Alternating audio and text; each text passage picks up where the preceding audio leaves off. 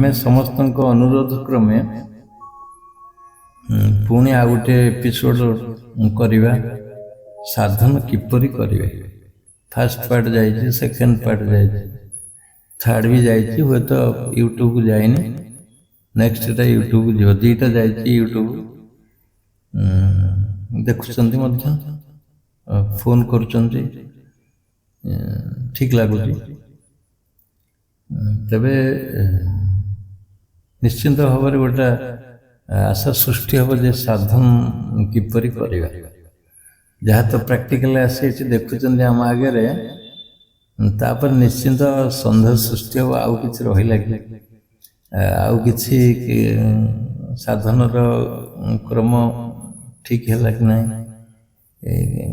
जहाँ साधन पाई निश्चिंत उत्साह सृष्टि हम ये गोटे अत्युक्ति ना। तेबे फास्ट पार्ट रे कौन कही मोर मन ना, सेकेंड पार्ट रे भी कौन कही एग्जैक्ट मन ना, थर्ड भी से पुणी जदि किए कहते जे आउ थे जहाँ जहाँ कही से सीरियल कहतु से कही हेन संभव नहीं। जहाँ जिते मन को आसला से आम परिप्रकाश कर जे आउ गोटे दिन से जिनस एक्जाक्ट आसो ये असंभव कथा। हौ तेबे प्रथम कथा हूँ आम आज टॉपिक उपरु जीवा से टॉपिक पुणी आधार करिवा।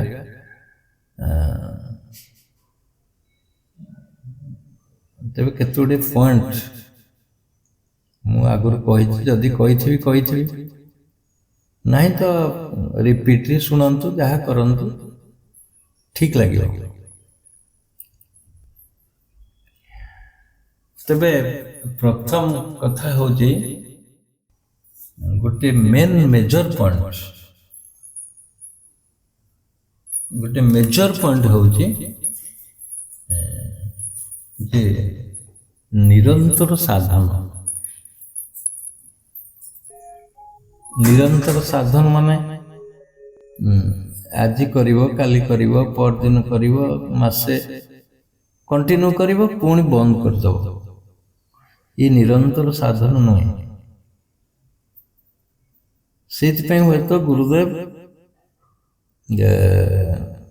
गोटे शपथ रखिंट, शपथ भितर गोटे साधन रही जे मु निरवच्छिन्न साधन करी, माने प्रत्येक दिन साधन करी। प्रत्येक दिन साधन जदि करे जणे कौन हम ना प्रत्येक दिन साधन करने पछर किसी कारण सब थी। कौन कारण? गोटे अचीवमेंट, गोटे लक्ष्य स्थल रे पहुंचा जन साधन कर रेगुलर न तो करनी। एत झड़ वर्षा बन्या भूमिकंप साइक्लोन सुपर साइक्लोन सुपर तापरे फ्लड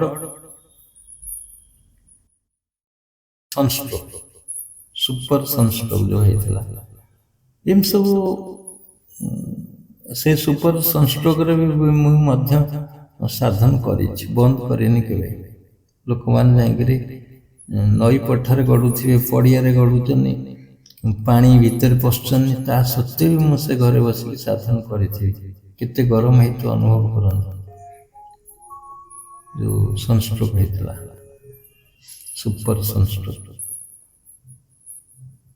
पूरा गाधेवा ठार आहरी भी पानी अधिक बाहर बॉडी भिजी जाइए, पूरा बेंछणाटा भिजी जाइए, ओदा हो जाए से समय ना कबाट खोली कर ना कबाट लाइट फैन बंद, कबाट बंद, लाइट बंद, फैन बंद करा जाए। ये निरंतर साधन, निरंतर साधन आशा आकांक्षा थी ना कहीं एत जन साधन कर सबुदिन। निरंतर साधन जदि कर जान तुम पाखे ଏମ୍ଟା ରହିଛି, ହାତରେ ରହିଛି, ଫଳଟା ତୁମ ପାଖେ ରହିଲା। ଯେବେ ନିରନ୍ତର ସାଧନର ସଂକଳ୍ପ ନେବ, ନିରନ୍ତର ସାଧନ ର କରିବାର ଆଶା ଯେତେବେଳେ ବାନ୍ଧିବ, ସଂକଳ୍ପରେ ବାନ୍ଧିବ, ଗୁରୁଦେବ ଶପଥ କରେଇଛନ୍ତି, ସେତେବେଳେ ତୁମେ ଗୋଟେ ବାଉଣ୍ଡ ହେଇକିରି କରେଇଦେଲ, ଠିକ ଅଛି, କରିଦେଲ। ସେତେବେଳେ ଏତେ ଦୃଢ଼ତା ନଥାଏ ସାଧନ ଉପରେ। କିନ୍ତୁ ଯେତେବେଳେ ସାଧନ କିଛି ଦିନ କଲା ପରେ, ଯେତେବେଳେ ନିରନ୍ତର ସାଧନର ଆଶା ସୃଷ୍ଟି ହେବ, ପରେ ପରେ ଯେତେବେଳେ ଦୃଢ଼ ସଂକଳ୍ପ ନେବ, ହଁ ମୁଁ ସବୁଦିନ ସାଧନ କରିବି, ତାମାନେ ଫଳଟା ତମ ହାତରେ ରହିଲା, ସାଙ୍ଗେ ସାଙ୍ଗେ ରହିଲା। ଦେଖନ୍ତୁ ଫଳ କୋଉଠି ଅଛି? ତୁମ ସଂକଳ୍ପରେ ଫଳ ଅଛି। ବୁଝନ୍ତୁ ଭଲରେ କଥା। ମୁଁ ଯେତେବେଳେ ସାଧନ ଆରମ୍ଭ କଲି, ମୋର କେତେ 30 ଦିନ କି 25 ଦିନ ବନ୍ଦ ଥିଲା ସେଇ ଗୋଟେ ବର୍ଷ ଭିତରେ।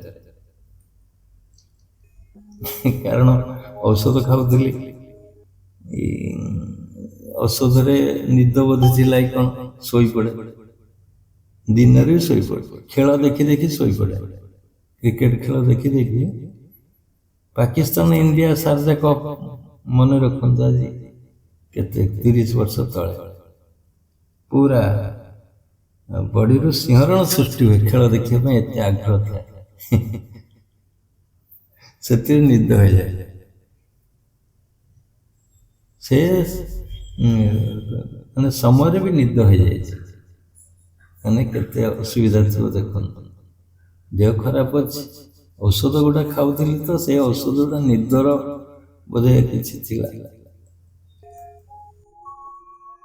ଯାହା ହଉ, ବୋଧେ 2-3 ମାସ ଭିତରେ, ବର୍ଷ କଥା ନୁହେଁ, ସେଇ ବର୍ଷ ମାନେ ସେଇ 3 ମାସ ଭିତରେ ମୋର 25 ଥର ବନ୍ଦ ରହିଛି ସାଧନ। ସେଇ 25 ସେତିକି, 25 ପରେ ଆଉ 26 ହେଇନି ବନ୍ଦ ହବା ଆଜି ପର୍ଯ୍ୟନ୍ତ। ଆଜି 28-29 ବର୍ଷ ହେଇଗଲା। ସେଇଠି ଦୃଢ଼ ନିଷ୍ପତ୍ତି ନିଆଗଲା। ଯେତେବେଳେ ସାଧନ ମୁଁ କରୁଥିଲି, ସେଇ 2-3 ମାସ ଭିତରେ ଦୃଢ଼ ନିଷ୍ପତ୍ତି ନିଆଗଲା, ନାଇଁ ଏଇଟାକୁ ମୁଁ ନିରନ୍ତର ନିରବଚ୍ଛିନ୍ନ ଭାବରେ ସାଧନ କରିବି, ନିରନ୍ତର ନିରବଚ୍ଛିନ୍ନ ଭାବରେ ସାଧନ କରିବି। ବୁଝିଲେ? ତାମାନେ ଯେବେ ସଂକଳ୍ପ ନେଲ, ସେବେ ତୁମ ହାତରେ ଫଳ ପ୍ରାପ୍ତି ହେଲା, ସେବେଠାରୁ। ଏ କଥାକୁ ଭଲ ଭାବରେ ବୁଝନ୍ତୁ ମୁଁ କ'ଣ କହୁଛି। ନିରନ୍ତର ସାଧନର ସଂକଳ୍ପ ନେଲ, ଡିଟରମିନେସନ ହେଲ, ଦୃଢ଼ ନିଷ୍ପତ୍ତି ନେଇଗଲ, ମୁଁ ସବୁଦିନ ସାଧନ କରିବି, ତାକୁ ତ କେହି ରୋକିପାରିବେନି ପୃଥିବୀରେ। ଅତଏବ ଫଳ ମଧ୍ୟ ସେଇଠି ମିଳିଗଲା ତୁମକୁ। ସେ କେବେ ସାଧନ କରିବ ନିରନ୍ତର, କେବେ କଣ୍ଟିନ୍ୟୁ ହବ ବା ଡିସକଣ୍ଟିନ୍ୟୁ ତ ହବନି, କାରଣ ତୁମେ ଦୃଢ଼ ନିଷ୍ପତ୍ତି ନେଇଯାଇଛ। ସେଇଠି ଫଳ ପ୍ରାପ୍ତିର ପୂର୍ଣ୍ଣ ବୋଧ ହେଲା, ହାତରେ ମିଳିଗଲା ଜାଣିକିରି। ନିରନ୍ତର ସାଧନର ସଂକଳ୍ପଟା ତୁମକୁ ପୂର୍ଣ୍ଣ ଫଳ ଦେଇଦେଲା ସେଇଠି, ସେବେଠାରୁ ଆରମ୍ଭ ହେଲା ଫଳ ପ୍ରାପ୍ତି। ଆଜି ସାଧନ କଲ, କାଲି ସାଧନ କଲ, ପରଦିନ କଣ୍ଟିନ୍ୟୁ ଯୋଉ ହେଲା, କଣ୍ଟିନ୍ୟୁର ଫଳ ପ୍ରାପ୍ତି ହେଲା। କାରଣ ତୁମେ ନିଶ୍ଚିନ୍ତ ଭାବରେ, ତୁମେ ନିରନ୍ତର କରିବ କି ଅନିଶ୍ଚିନ୍ତତାରେ ସଂକଳ୍ପ ନେଲ, ତୁମେ ଜାଣିଛ।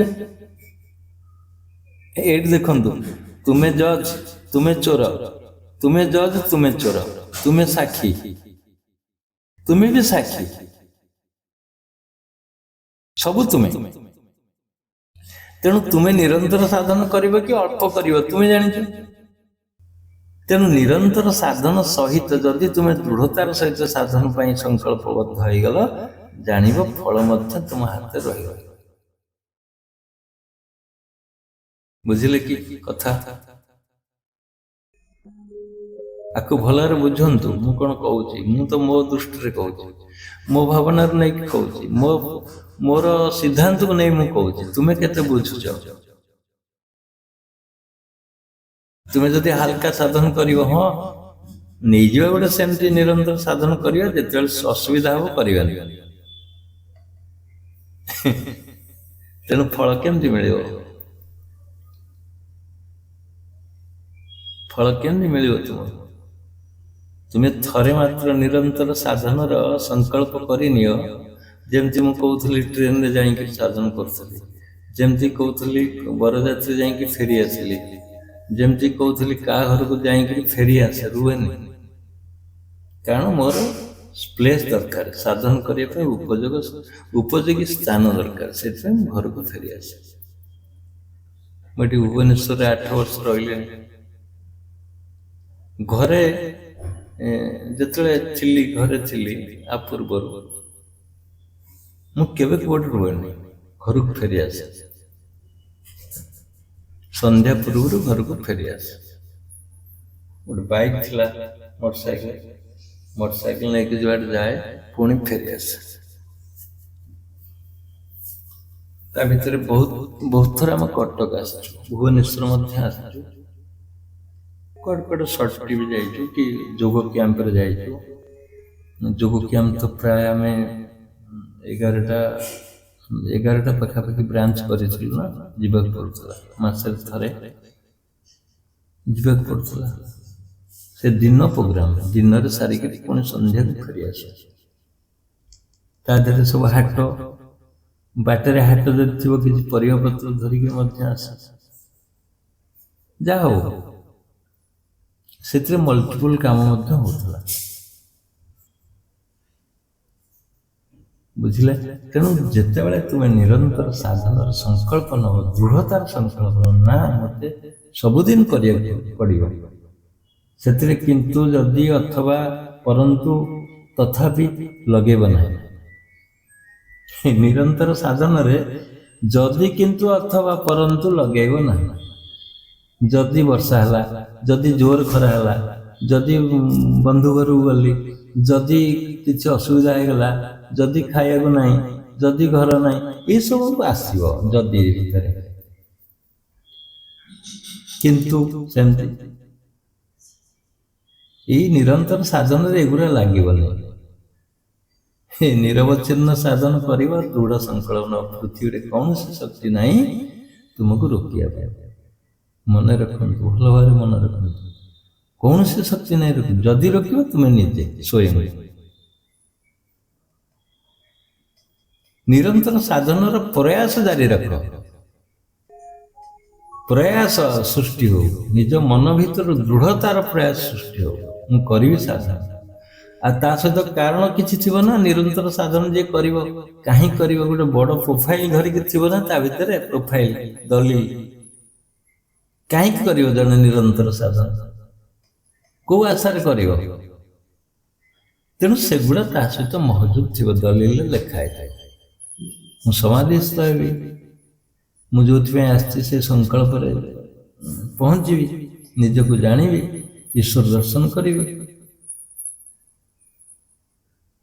କାଲି ଯୋଉ ରୂପ ବର୍ଣ୍ଣନା କରୁଥିଲି ସମାଧିର, ଥରେ ସେ ସିଂହାସନ ପାଖକୁ ଯାଅ, ସେଇ ସୁନାର ଫୁଲର, ମାନେ କହୁଥିଲି କାଲି, ସୁନାର ଫୁଲର ବାସ୍ନା ଶୁଣ, ଶୃଙ୍ଗ ବାସ୍ନା ଶୃଙ୍ଗ, ଆଉ ସେଇ ଏତେ ସଫ୍ଟ, ଏତେ କୋମଳ, ଏତେ ମାନେ ତାକୁ ଏକ୍ଜାଜେରେଟ୍ ବର୍ଣ୍ଣନା କରିବା ବହୁତ କଷ୍ଟ। ତେବେ ନିରନ୍ତର ସାଧନ ଯଦି ସଂକଳ୍ପ, ଦୃଢ଼ ସଂକଳ୍ପ ରହିଲ, ଜାଣିଲ ସିଦ୍ଧି ହେଇଗଲା। ସିଦ୍ଧି ହେଇଗଲା ମାନେ 50% ତୁମେ ଗେନ୍ ହେଇଗଲ, ଲାଭବାନ ହେଇଗଲ, ଖାଲି ସଂକଳ୍ପରେ।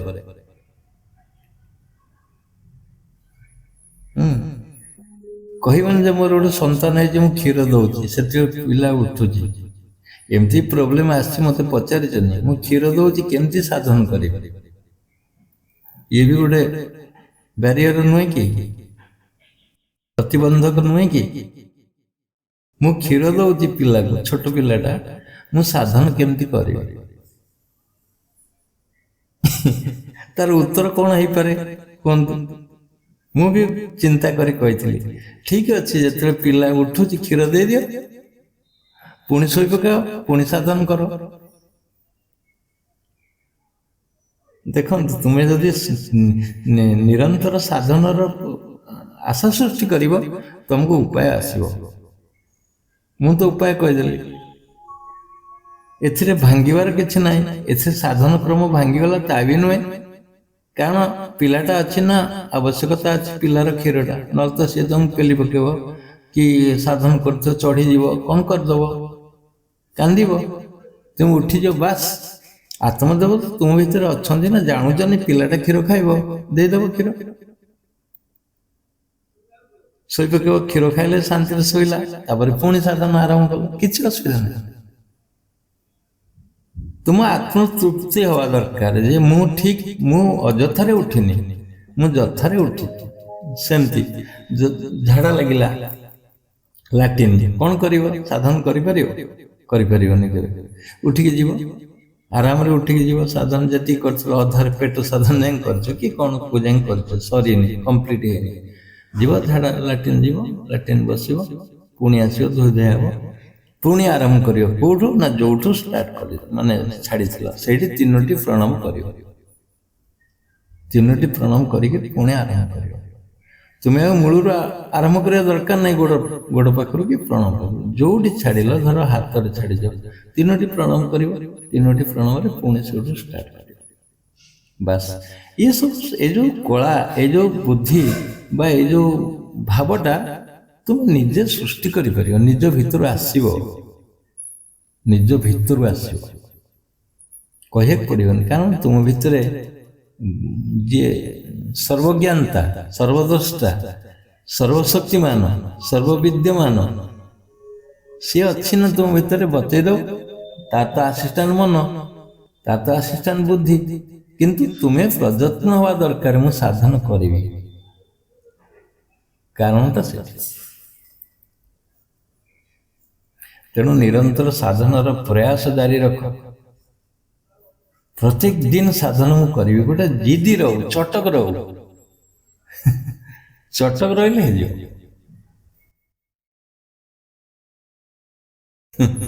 ଆଉ ହରିଆ ହରିଆ ବୋଲ, ମାଗୁର ମାଛର ଝୋଲ।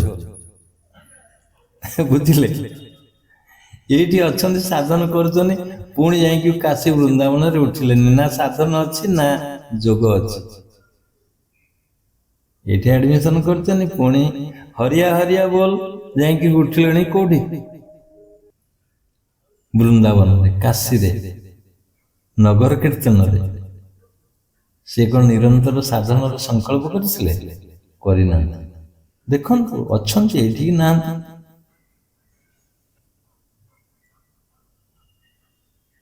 ଗୋଟିଏ ଗୋଟିଏ ଧାରରେ ରୁହ। କୀର୍ତ୍ତନ କରି ରାଗ ଧରିବାର ଅଛି, ଯାଅ ସେଠିକି।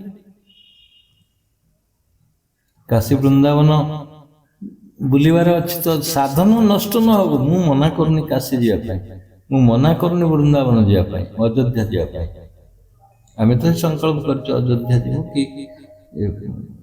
ସାଇ ବାବାଙ୍କ ଆଶ୍ରମକୁ ଯିବୁ।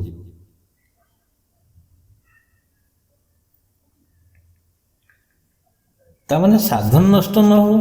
ଫ୍ଲାଇଟ୍ରେ ଯିବ, କେତେ ଘଣ୍ଟା ଲାଗିବ ପହଞ୍ଚିଯିବ। ଟ୍ରେନ୍ ଗଲେ ବି ସାଧନ କରିପାରିବ ଆରାମରେ। କୋଉଠି ବୁକ୍ କରିବ, ହୋଟେଲ ବୁକ୍ କରିବ, ସେଠି ବି ଆରାମରେ ସାଧନ କରିପାରିବ, କିଛି ପ୍ରତିଦ୍ୱନ୍ଦ୍ୱୀ।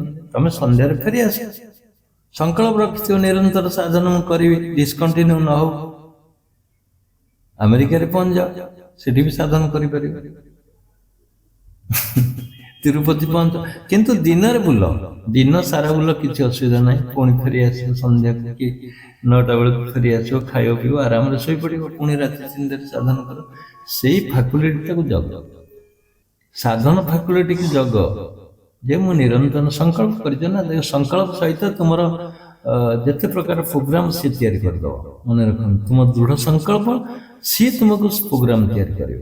ତୁମକୁ କେବେ ଅବହେଳା କରିବନି, ଅନାଦର କରିବନି, କାରଣ ତୁମେ ସଂକଳ୍ପବଦ୍ଧ। ବାସ୍ 50% ତୁମେ ପାଇଗଲ, ଜାଣ, କେବଳ ନିରନ୍ତର ସାଧନ ପାଇଁ। ବାସ୍ ତାପରେ ଆଉ ଗୋଟେ ପଏଣ୍ଟ ଆସୁଛି ସେକେଣ୍ଡଟା। ସେକେଣ୍ଡ ତ ହବନି, 3ଟା ଏପିସୋଡ ଯଦି ଯାଇଛି, ଏଇଟା କେତେ ନମ୍ବର ପଏଣ୍ଟ ହବ କହିହବନି। ସେଇଠୁ କାଲକୁଲେସନ କରିବ। ମୁଁ ତ ଜାଣିନି କେତେ ନମ୍ବର, ମୁଁ ତ ସେମିତି ନମ୍ବରିଂ କରି କହୁନି, ଯାହା ମନକୁ ଆସିଲେ ମୁଁ ବୁଝଉଛି ତୁମକୁ। ସେକେଣ୍ଡ ହଉଛି ଆତ୍ମବୋଧର ଚିନ୍ତନ। ଆତ୍ମବୋଧର ଚିନ୍ତନ, ଆତ୍ମବୋଧ ମାନେ ସଦାବେଳେ ନିଜକୁ ଶରୀର ନ ଭାବି ଆତ୍ମ ରୂପରେ ଅବସ୍ଥାନ କର। ଆତ୍ମବୋଧ, ଆତ୍ମବୋଧ। ଗୋଟେ ପୃଥିବୀ କି ଗୋଟେ ସାଇଡ କରିଦିଅ, ତୁମେ ଗୋଟେ ସାଇଡରେ ରୁହ। ସମସ୍ତ ବସ୍ତୁ, ସମସ୍ତ ଯେତେ ପ୍ରକାର ଯାହା ସବୁ ଅଛି ପୃଥିବୀରେ, ମାନେ ମଣିଷ ମଧ୍ୟ ତା ଭିତରେ, ପଶୁ ପକ୍ଷୀ କୀଟ ପତଙ୍ଗ, ପକ୍ଷୀ ସରୀସୃପ, ଯାହା ଯେତେ ପ୍ରକାର ପ୍ରଜାତିର ଜୀବ ଅଛନ୍ତି ସମସ୍ତଙ୍କୁ ଗୋଟେ ସାଇଡ କରିଦିଅ, ପୃଥିବୀକି ଗୋଟେ ସାଇଡ କରିଦିଅ। ସମସ୍ତଙ୍କୁ ଯାହା ଯେତେ ପୃଥିବୀର ଆକାଶ, ପୃଥିବୀ, ବାୟୁ, ଯେତେ ପ୍ରକାର ମାନେ ଭୂର୍ଭୁବ, ଭୁବଲୋକ, ସ୍ୱଲୋକ, ମହଲୋକ, ଜନଲୋକ, ଯେତେ ପ୍ରକାର ଲୋକ ଅଛି ତାକୁ ସମସ୍ତଙ୍କୁ ଗୋଟିଏ କରିଦିଅ। ବାସ୍, ତୁମେ କେନ୍ଦ୍ରବିନ୍ଦୁ ହୋଇ ଛିଡା ହେଇଯାଅ ଗୋଟେ ଜାଗାରେ। ତୁମେ କେନ୍ଦ୍ରବିନ୍ଦୁ ହୋଇ ଛିଡା ହେଇଯାଅ ଗୋଟେ ଜାଗାରେ, ନିଜକୁ ଆତ୍ମବୋଧରେ ଛିଡା। ବାସ୍, ଏଇଟା ଚିରନ୍ତନ ଗୋଟେ ଚାବିକାଠି ଧରିକିରି ଏଇ ଭାବନାଟା ସଦାବେଳେ ଚାଲ, ଯେ ମୁଁ ଆତ୍ମା, ମୋ ଚତୁଃପାର୍ଶ୍ୱରେ ଏସବୁ ଜିନିଷ ଅଛି। ଭୂଲୋକ, ଭୂବଲୋକ, ପୃଥିବୀ, ମର୍ତ୍ତ୍ୟ, ପାତାଳ ସବୁ ଅଛି। ସୂର୍ଯ୍ୟ ଅଛି, ଚନ୍ଦ୍ର ଅଛି। କି ସୁନ୍ଦର, କି ଆନନ୍ଦମୟ। ତା ଭିତରେ ତୁମେ ଅଛ କି ନାହିଁ? ସେଇ ଆନନ୍ଦମୟ ସଂସାର ଭିତରେ ତୁମେ ଅଛ। ତୁମେ ଆନନ୍ଦକୁ ଉପଭୋଗ କରିବା ପାଇଁ ଆସିଛ। ସୂର୍ଯ୍ୟ ତୁମର ଦାସ, କାରଣ ତୁମକୁ ସର୍ଭିସ ଦଉଛି କି ନାହିଁ? ଖରା ଟିକେ ଦଉଛି, ପବନ ଟିକେ ଦଉଛି, ଗୋଡଟା ଯୋଉଠି ଥାପିଛ ସିଏ ଗୋଟେ ପ୍ଲାଟଫର୍ମ, ସିଏ ମଧ୍ୟ ସେବା କରୁଛି ତୁମର।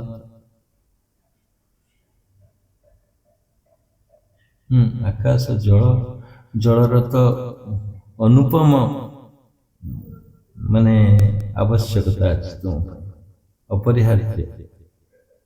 ଜଳ ବିହୁନେ ସୃଷ୍ଟି ନାଶ, ଜଳ ବହୁଳେ ସୃଷ୍ଟି ନାଶ। ତେଣୁ ଜଳ ବିହୁନେ ମାନେ ଜଳର ଏତେ ମାନେ ୟୁଜ ଭ୍ୟାଲୁ ଅଛି, ୟୁଜ ଭ୍ୟାଲୁ ଅଛି, ବ୍ୟବହାରିକ ଭ୍ୟାଲୁ।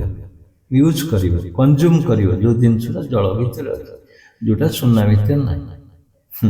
ତୁମେ ବଡି ସାରା ସୁନା ପିନ୍ଧ, ମୁଣ୍ଡରେ ମୁକୁଟ ପିନ୍ଧ, ଲମ୍ବା ମୋଟା ଲଙ୍ଗଳର ଗୋଟେ ଦଉଡିର ପକେଇ ଦିଅ ଚେନ୍ ନାଭି ପର୍ଯ୍ୟନ୍ତ, ଶୋଷ କଲା, ସୁନା କଣ ଚାଟିବ? ସୁନାର ଏକ୍ସଚେଞ୍ଜ ଭ୍ୟାଲୁ ଅଛି, ସୁନାର ୟୁଜ ଭ୍ୟାଲୁ ନାହିଁ। ତେଣୁ ସେଇଥିପାଇଁ ଇକୋନୋମିକ୍ସ ପାଠରେ ପଢାଯାଏ ଭ୍ୟାଲୁ ପାରାଡକ୍ସ। ଏକ୍ସଚେଞ୍ଜ ଭ୍ୟାଲୁ ଆର ଅଧିକ, ତାର ୟୁଜ ଭ୍ୟାଲୁ ଅଛି। ତେଣୁ ଜଳ ଏତେ ପରିମାଣରେ ଆବଶ୍ୟକ ଅଛି ତୁମ ପାଇଁ, ନହେଲେ ଜୀବନ ନଷ୍ଟ ହେଇଯିବ। ମନେ ରଖନ୍ତୁ, ସିଏ ମଧ୍ୟ ତୁମ ସେବାରେ ଅଛି, ଗଛ ସେବାରେ ଅଛି, ସବୁ କିଛି ତୁମ ସେବାରେ ଅଛି। ଗୋଟେ ମଣିଷ ମଧ୍ୟ ତୁମ ସେବାରେ ଅଛି, ପଶୁ ପକ୍ଷୀ ଯାହା ସବୁ ଅଛି ତୁମ ସେବାରେ। ତୁମେ ତାକୁ ଉପଭୋଗ କର, ବହୁତ ଦୂରରେ ଛିଡା ହେଇ ଦେଖ। ଯେମିତି ନଦୀର ପଠାରେ ଛିଡା ହେଇକି ଦେଖ ନଦୀକି, ଶୋଭନୀୟ ହବ।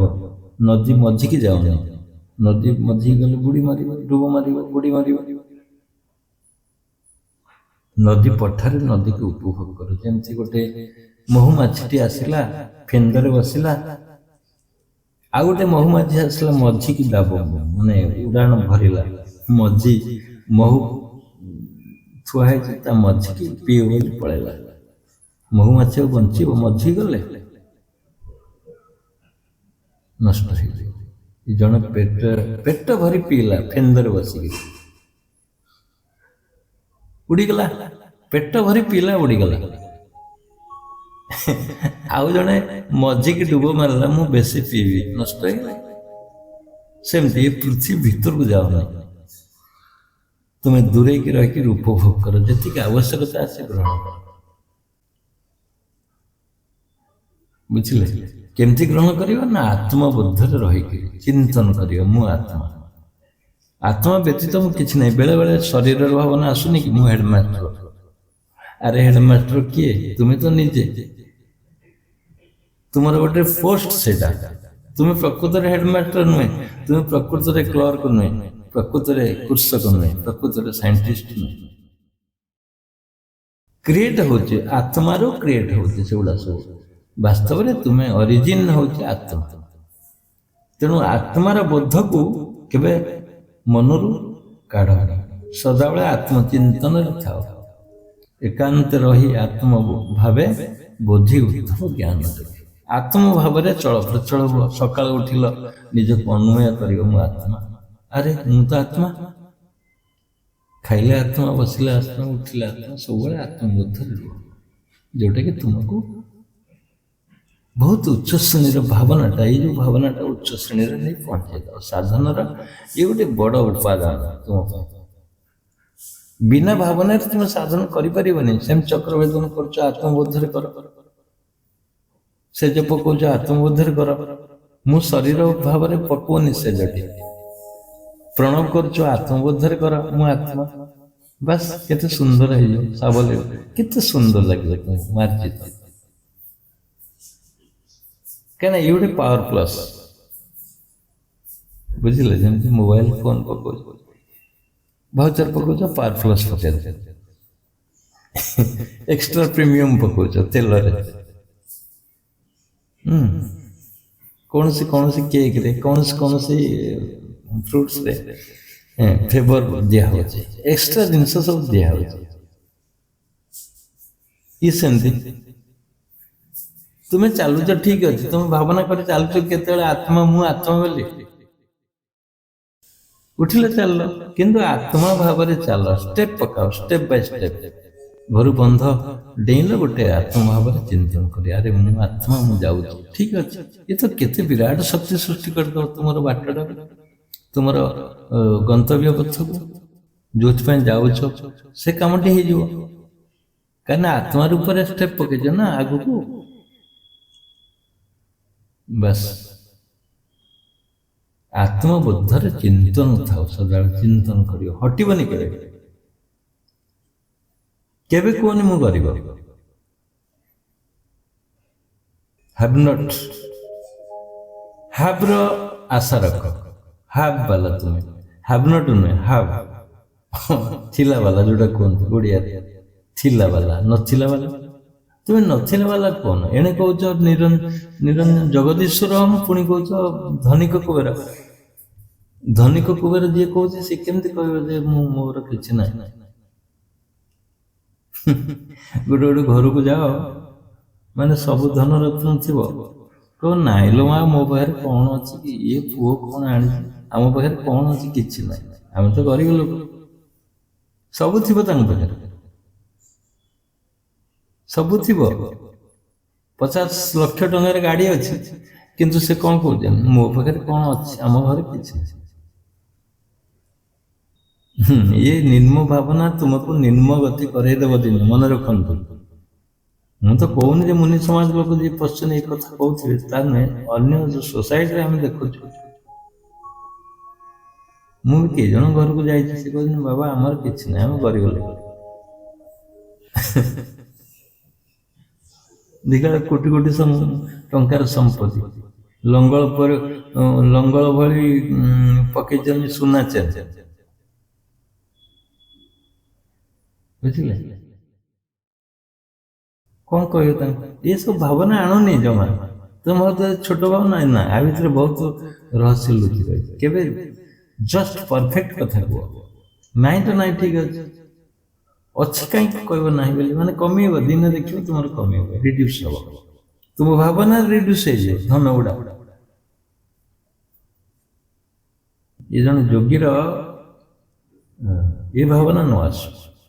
ସଦାବେଳେ ଧନିକ କୁବେର କହୁଛୁ, ମୁଁ ବାରମ୍ବାର କହିଛି, କେତେବେଳେ ସବୁ କହିଛି, ବୁଝେଇଛି। ଧନିକ କୁବେର ଆକାଂକ୍ଷୀ ଫୁଲ୍ ଚିନ୍ତନ କର, ଗଡରେଜ ଫୁଲ୍, ସବୁ ଖାଲି 500 ଟଙ୍କିଆ। ଏବେ 1000 2000 ଅଛି କି ନାହିଁ କେଜାଣି ଟଙ୍କା, ମୁଁ ଜାଣିନି, ଏତେ ଜ୍ଞାନ ନାହିଁ। ଆମେ ତ 500 ଟଙ୍କା ଦେଖୁଛେ, 500 ଟଙ୍କାର ବିଡ଼ା ସବୁ ଭର୍ତ୍ତି ହେଇଛି। ଗଡରେଜ ସାରା, ଲକର ସାରା ସୁନା ଭର୍ତ୍ତି ହେଇଛି। ଭିତରେ ଆହୁରି ଭିତରେ ଯୋଉ ଥିବ ଲକର, ଗଡରେଜ ସେଥିରେ ସୁନା ଥିବ, ଟଙ୍କା ଫୁଲ୍ ଥିବ। ଭାବନା କର ଖାଲି, ତୁମକୁ ଏଇ ଭାବନାରେ କଣ ମିଳିବ ଫଳ? ଆଜିର ଯୋଉ ଯେତେ କାମ ସବୁ ତୁମ ଭାବନାରେ ହେଇଛି, ଆଜି ପର୍ଯ୍ୟନ୍ତ ଯେତେ କାମ ସବୁ ହଉଛି ତୁମ ଭାବନାରେ ହେଇଛି। ତେଣୁ ଏ ଭାବନା କାହିଁ ଫଳବତୀ ନ ହବ? ମିଛିକା ଯଦି ଭାବନା କରୁଥିବ, ସେ ବି ଫଳବତୀ ହେଇଯିବ। তুমি କଳ୍ପନା କରୁଛ ନା, ଦୃଢ଼ତା କଳ୍ପନା କଲେ ଶୀଘ୍ର ହବ। ତୁମେ ତ ଏଠି ଗରିବର ଭାବନା କଲନି, ତୁମେ ବଡ ଲୋକର ଭାବନା କଲ, ଗଡରେଜ ଫୁଲ୍। ହବନି କାହିଁକି? କାହିଁକି ହବନି? ଅବଶ୍ୟ ହବ। ବିଶ୍ୱାସର ସହିତ ଭାବନା କର, ହେଇଯିବ। ତେଣୁ ଆତ୍ମଭାବରେ ରହୁଥିବା ବ୍ୟକ୍ତି କେବେ ନିଜକୁ ନିମ୍ନ ଭାବନା ଆଣିବ ନାହିଁ। ନିଜକୁ ଦୁଃଖୀ ରଙ୍କି ଫକୀର କହିବନି। ସଦା ସର୍ବଦା ନଥିଲେ ବି ତୁମେ କ୍ରିଏସନ କର, ଭାବନାରେ କ୍ରିଏସନ ହବ। ମନେ ରଖନ୍ତୁ, ମୁଁ କହୁନି ତୁମ ପାଖରେ ଅଛି, ମୁଁ କହୁନି 5 ଭରି ସୁନା ଅଛି କି 1 ତୋଳାର ସୁନା ଅଛି, ମୁଁ କହୁନି ନଥାଇପାରେ, ଠିକ ଅଛି। କିନ୍ତୁ କହିବାରେ କଣ ଅସୁବିଧା ଅଛି? କହିଲେ ସିନା ଆସିବ। କହିଚାଲ, ଅବଶ୍ୟ ଆସିବ। ବୁଝନ୍ତୁ, ଭଲ ଭାବରେ ବୁଝନ୍ତୁ କଥା। କହିଚାଲ, ମୁଁ କହୁଛି, ମୁଁ ସତ କହୁଛି, ତୁମେ ଠିକ ଅଛି, ମୋ ପାଖରେ କିଛି ନାହିଁ କହିଲେ ତ ମାଇନସ ହବ ନା। କିଛି ଅଛି, ହବ ପଜିଟିଭ ହବ। ତାର କଳ୍ପନା କର, କଳ୍ପନାରେ ଆସିବ ପଇସା। ଆମେ ଯୋଉ ବିରାଟ ଆଶ୍ରମର ପରିକଳ୍ପନା କରୁଛେ, ନା ଆମ ପାଖରେ ପଇସା ଅଛି, ନା ଧନ ଅଛି, ନା ସୁନା ଅଛି, ନା ଜମି ଅଛି, କିଛି ତ ନାହିଁ। ଆମେ 200 ବଖରା ଘର କରିବା, ଆଉ ସାଧନ କେନ୍ଦ୍ର ହବ, ସମାଜ କେନ୍ଦ୍ର ହବ, ଅଣ୍ଡରଗ୍ରାଉଣ୍ଡ ଘର ହବ, ରୋଷଶାଳା ହବ, ଲାଇବ୍ରେରୀ ହବ, କନଫରେନ୍ସ ହଲ ହବ, ଷ୍ଟଡି ସେଣ୍ଟର ହବ, ଇତ୍ୟାଦି ଇତ୍ୟାଦି। ସବୁ ମୁନିମାନଙ୍କୁ ରହିବା ପାଇଁ ଗୋଟେ ସ୍ୱତନ୍ତ୍ର ଘର ହବ। ଇଏ ଦେଖ କେତେ ବିରାଟ କଳ୍ପନା। ଇଏ କିଛି ତ ନାହିଁ ନା। କେମିତି କଳ୍ପନା କରାହଉଛି? କେମିତି ନହବ? କେମିତି ନହବ କୁହନ୍ତୁ? ମୁଁ ତ ପଜିଟିଭଲି ଆଶା ରଖୁଛି, ହବ ହିଁ ହବ। ସ୍ୱପ୍ନ ଦେଖୁଛି, କଳ୍ପନା କରୁଛି।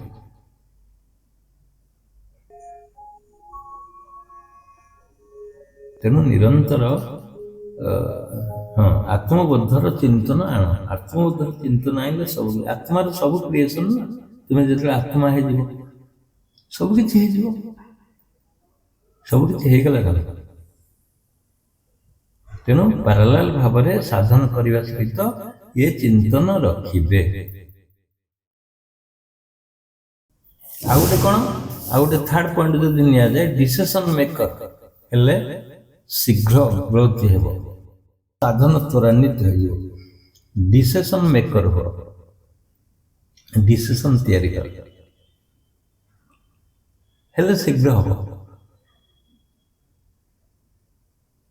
ଶୀଘ୍ର ଗ୍ରୋଥ ତ୍ୱରାନ୍ୱିତ ହେଇଯିବ। ଡିସିସନ ଯେପର୍ଯ୍ୟନ୍ତ ନ ନେଇଛ, ସେ ପର୍ଯ୍ୟନ୍ତ କିଛି ହବନି। ଡିସିସନ ନେଲଣି କି? ମୁଁ ଗୋଟେ ଟପିକ ପୂର୍ବରୁ ଛାଡ଼ିଥିଲି, ବିଚାର ସାରିଲେଣି କି?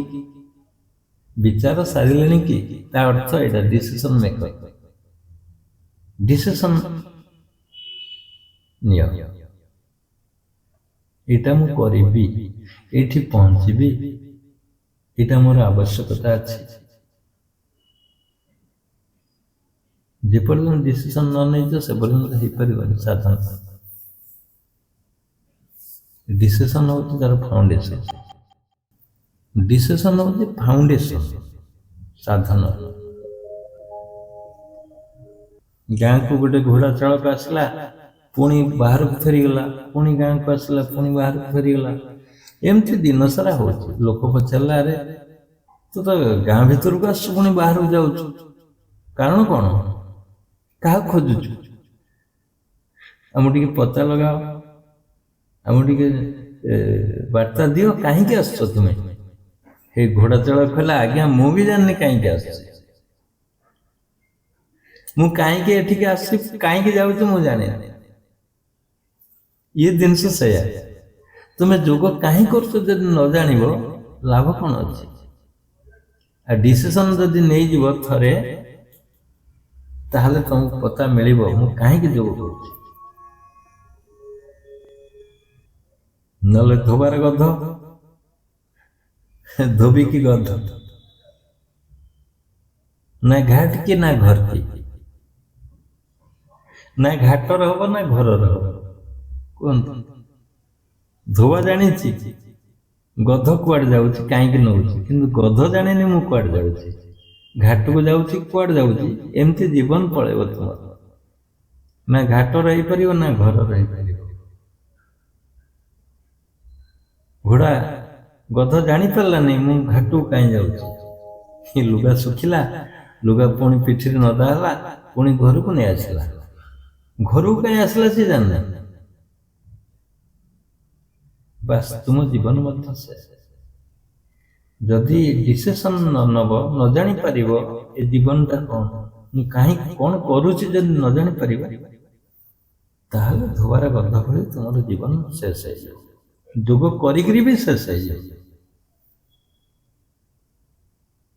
ତେଣୁ ଡିସିସନ୍ ମେକର ହୁଅ, ଡିସିସନ୍ ତିଆରି କର, ତାହେଲେ ଯୋଗ ତ୍ୱରାନ୍ୱିତ ହେବ, ଅଗ୍ରଗତି କରିବା ଆଗକୁ। ଫୋର୍ଥ ପଏଣ୍ଟ ହେଉଛି ଗୋଟେ, ଯଦି ଆମେ ନେବା ସାଧନ ପାଇଁ ଚୈତନ୍ୟର ଆବଶ୍ୟକତା ଅଛି। ଚୈତନ୍ୟ ମାନେ ଯେମିତି ସାହସ, ବୀରତ୍ୱ, ଉଦ୍ଦୀପନା, ବୁଦ୍ଧି, ଆଉ କ'ଣ ନା ବୀରତ୍ୱ। ଚୈତନ୍ୟର ଆବଶ୍ୟକତା ଅଛି। ଚୈତନ୍ୟ ମାନେ ନିଜର ବୁଦ୍ଧି, ସାହସ, ପରାକ୍ରମ, ଯୋଉଟା କହିଲେ ପରାକ୍ରମର ଆବଶ୍ୟକତା ଅଛି। ଜଣେ ସିଂହ ଶିକାର କରିବାକୁ ଯିବ ଜଙ୍ଗଲ, ମଞ୍ଚ ବାନ୍ଧିବ, ମଞ୍ଚରେ ବସିବ, ସେଠି ସାହସର ଆବଶ୍ୟକତା ଅଛି। ଆଖି ପଲକ ପଡ଼ିବନି, ନିରୀକ୍ଷଣ ପୂର୍ବକ ଚାହିଁଥିବ, ଜାଗ୍ରତ ଅବସ୍ଥାରେ ଥିବ, ନହେଲେ ସିଂହ ଝାମ୍ପ ମାରିବ ମଞ୍ଚା ଉପରକୁ। ତୁମକୁ ସେଇ ବୀରତ୍ୱ, ସାହସ ଆଉ ଚୈତନ୍ୟର ଆବଶ୍ୟକତା ଅଛି। ମଞ୍ଚ ଉପରେ ବସିବ, ବାଘକୁ ନିରୀକ୍ଷଣ କରିବ, କେତେବେଳେ ଆସିବ, ସିଂହକୁ ନିରୀକ୍ଷଣ କରିବ, ତାହେଲେ ସିଂହ ଶିକାର କରିପାରିବ। ଇଏ ତ ସିଂହ ଠାରୁ ଆହୁରି ବଳବାନ।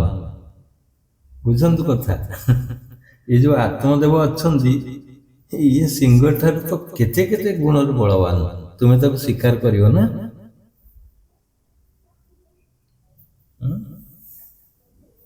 ଗୋଟେ ବିଲେଇ ମୂଷାକୁ ଶିକାର କରିବା ପାଇଁ କେତେ ପ୍ରଯତ୍ନ କରୁଛି ଦେଖନ୍ତୁ, କେତେ ବୁଦ୍ଧି ଖଟଉଛି। କେତେବେଳେ ମୂଷା ନ୍ୟୁଟ୍ରାଲ ହବ ମୁଁ ଧରିବି, କେତେବେଳେ ମୂଷା ଅନ୍ୟମନସ୍କ ହବ ମୁଁ ଝାମ୍ପ ମାରିବି, ଛକିକିରି ଅଛ। ତେଣୁ ତୁମେ ଛକିକି ଥିବାକୁ ପଡ଼ିବ, ନହେଲେ ତୁମ ତ ଛକା, ତୁମକୁ ମନ ଟେକି ନେଇଯିବ କୁଆଡ଼େ ନା। ତୁମେ ଯେତେବେଳେ ଧନୁରେ ତୀର ଟାଣିଲ, ତୀର ଯାହା ପାଖକୁ ଯାଉଛି ସିଏ ତ ତାର ପାଖରେ ତୀର ଥିବ କି ନାହିଁ, ତୁମ ଅଜ୍ଞାନରେ ତୁମକୁ ଉଠେଇ ନେଇଯିବ। ତୁମ ଅଜ୍ଞାନରେ ତୁମେ ଉଠିବ, କେତେବେଳେ ଜାଣିନଥିବ କୁଆଡ଼େ କିଏ ନେଇଯିବ ତୁମକୁ। ତେଣୁ ତୀର ଗାଣ୍ଡିବ ଶରୀର, ମନ ହେଉଛି ତୀର। ତୁମେ ତୀର ଯିଏ ଯୋଉଠିକି ତୀର ନିକ୍ଷେପ କରେ ସେଇ ଜାଗାକୁ ଚାହେଁ, ଏକାଗ୍ରତାର ସହିତ ଚାହେଁ, ତାହେଲେ ତୀରଟା ନିକ୍ଷେପ ହବ। ଠିକ ଟାର୍ଗେଟରେ ଲାଗିବ, ନହେଲେ ଅସୁବିଧା ହେଇଯିବ। ସେମିତି ତୁମେ ଯେତେବେଳେ ସାଧନର କ୍ରମ ଆରମ୍ଭ କରିଛ, ତୁମ ଅପୋଜିଟରେ ଯେଉଁମାନେ ଅଛନ୍ତି ସେମାନେ ବିରୋଧ କରିବେ। ମନ ସମ୍ପୂର୍ଣ୍ଣ ଅପୋଜିଟରେ ଅଛି ତୁମର, ମନ ବଳଶାଳୀ। ମନକୁ ଯଦି ବାନ୍ଧି ପାରିବ, ଗୋଟିଏ ଜାଗାରେ ଠୁଳ କରିପାରିବ, ତାହେଲେ ସେ ପୋଷା ମାନିବ ତୁମର। ଯେମିତି ବଣୁଆ ହାତୀ, ପାଗଳ ହାତୀ। ବଣୁଆ ହାତୀକି ମନେଇଲେ ତୁମର ସବୁ କାମ କରିଦେବ, ଯଦି ନ ମାନିଲା ତୁମର କାନ୍ଥକୁ ଭାଙ୍ଗିଦେବ। ଆগে ତୁମ ଉପରେ ଚଢ଼ି ଯାଇପାରେ। ବୁଝନ୍ତୁ କଥା ଭଲ ଭାବରେ। ସେଇ ହାତୀ ଯଦି ନ ମାନିଲା ତୁମର କ୍ଷତି କରିବ। ତାକୁ ମନେଇବାକୁ ପଡ଼ିବ, ପୋଷା ମନେଇବାକୁ ପଡ଼ିବ ହାତୀକି। କୋଉ ଉପାୟ କରିବ ତୁମେ ଜାଣିଛ। ମନ ସେମିତି, ତୁମ ମନ କେମିତି ତୁମର ବଶ ହବ ତୁମେ ଜାଣିଛ। କାଶୀ ବୃନ୍ଦାବନ ନେଇଯାଇଛି ମନ ତୁମକୁ। ମନ ନଉ କିଛି ନାହିଁ, ତୁମେ କେମିତି ସାଧନ କରିବ ସେଠି ବି ପରିକଳ୍ପନାରେ ଥିବ। ସେମିତି ଘରେ ବସିଲେ ବି ମନ ଅଶାନ୍ତ ବାତାବରଣ ସୃଷ୍ଟି କରିବ। ବେଳେ ବେଳେ ଝଗଡ଼ା, ଅଶାନ୍ତି, ଉପଦ୍ରବ, ଅସହିଷ୍ଣୁ, କେତେ ପ୍ରକାର ପ୍ଲାନ୍ ଅଛି ତାର। ସେ ତମକୁ ଭିତରେ ପ୍ରେରଣା ଦେବ। ବିରକ୍ତି, ବିରକ୍ତି, ଅଭାବ ସବୁ ଆଣି ଥୋଇଦେବ ମନ। ତାର ସବୁ କାଟେଗୋରୀ ଅଛି, ଲିଷ୍ଟ ଅଛି, ତାଙ୍କ ସହିତ ସବୁ ଅଛନ୍ତି ମିଶିକିରି ସବୁ ସେ ଆଣି ଦେଇଦେବ। ତୁମେ ହରାସ ହବ, ନିରାଶ ହବ, ମନକୁ ଚିହ୍ନି ପାରିବନି। ତମେ ଭାବୁଛ ମୋ ଭାଗ୍ୟରେ ଏଗୁଡ଼ା ଥିଲା। ନାଇଁ, ଭାଗ୍ୟରେ ଥିଲେ ବି ତୁମେ ଭାଗ୍ୟକୁ ପରିବର୍ତ୍ତନ କରିବାକୁ ଚେଷ୍ଟା କର। ମନକୁ କେବଳ ମନେଇବାକୁ ଅଛି, ପୋଷା ମନେଇବାକୁ ଅଛି। ବୁଦ୍ଧି ଦ୍ୱାରା ତାକୁ ଆକଳନ କରି ବାନ୍ଧି ପକେଇବ।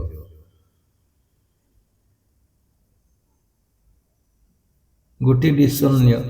ମନ ଯେତେବେଳେ ତୁମକୁ ସାଧନର ବ୍ୟତିକ୍ରମ ଦେଖାଉଛି, ସାଧନର ଅପକାରିତା ଦେଖାଉଛି। ଜଣେ ଆସି କହିଲେ, ମୁନି କହିଲେ ସାଧନ କରି ବେକାର କ'ଣ ଅଛି କୁହନ୍ତୁ? ସାଧନ କରି ଲାଭ କ'ଣ ଅଛି? ବ୍ୟର୍ଥରେ ଜୀବନ ଗୁଡ଼ା ନଷ୍ଟ ହେଇଯାଏ। କାରଣ ତା ମନ ତାକୁ ବୁଝେଇ ଦେଇଛି। ସେୟା ମନ ଯାହା ବୁଝେଇଛି ସେ ବ୍ୟକ୍ତି କି, ମୁନିକି, ସିଏ ମୋ ଆଗରେ ପ୍ରକାଶ କଲା। ମୁଁ ତାକୁ ଗୋଟିଏ କଥା କହିଲି, ମୁଁ କହିଲି ତମେ ଭାରତ ରହିଛ ନା କୋଉଠି? ନା ହଁ। ମୁଁ କହିଲି ଭାରତରୁ ପଳେଇ ଯାଅ, ଆଉ କୋଉଠି? ଏ କଥା ଶୁଆ ପାଇବ, ଏଠି ଶୁଆ ପାଇବନି। ଏଠି କାରଣ ଏଇଟା ଭାରତ ମୁନି ଋଷିଙ୍କର ଦେଶ ନା। ଏ ଭାରତ ମୁନି ଋଷିଙ୍କର ଦେଶ। ଏ ଚାପ୍ଟର ଏଠି କେମିତି କାମ କରିବ?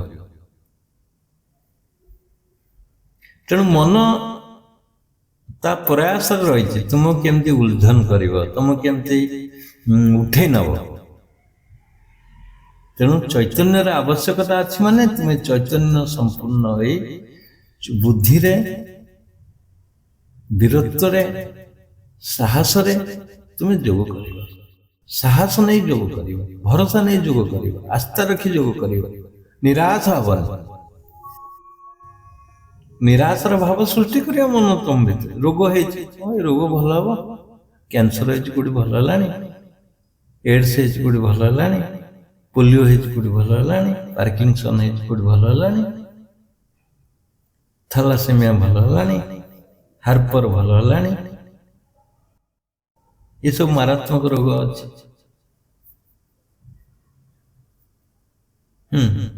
ତିନି ଥର ଅପରେସନ ହେଇକିରି ଆସିଛନ୍ତି ଏଠିକି। ପାଇଲସ୍। ମୁଁ କହିଲି ଆହୁରି 3 ଥର ହବ। ସାଧନ କର, ଠିକ ହେବ। ସାଧନ କଲେ ଠିକ ହେବ।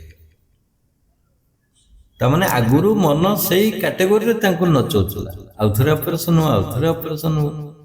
ଯେତେବେଳେ ଏଠି ପ୍ରତିଶ୍ରୁତି ପାଇଲା ଯେ ହଁ 100% ମୁଁ କହିଲି ଠିକ ହେଇଯିବ। ମନ ବୁଝିଗଲା, ତା ମନ ବୁଝିଗଲା, ସେ ବୁଝିଗଲା। ମନ ତା ସହିତ ବୁଝିଲା, ବାସ୍ ସେତିକି ବୁଝିଗଲେ ସରିଗଲା। ସାଧନ ଆରମ୍ଭ କଲା, ନା ପାଇଲ୍ସ ଅଛି ନା ଆଉ କୋଉଠି ଅପରେସନ ହବାକୁ ଯାଉଛି। ଆଜି ଦୀର୍ଘ କେତେ ବର୍ଷ, 90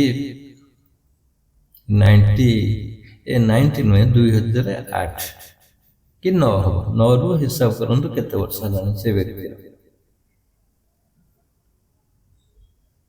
15 ବର୍ଷ ପାଖାପାଖି।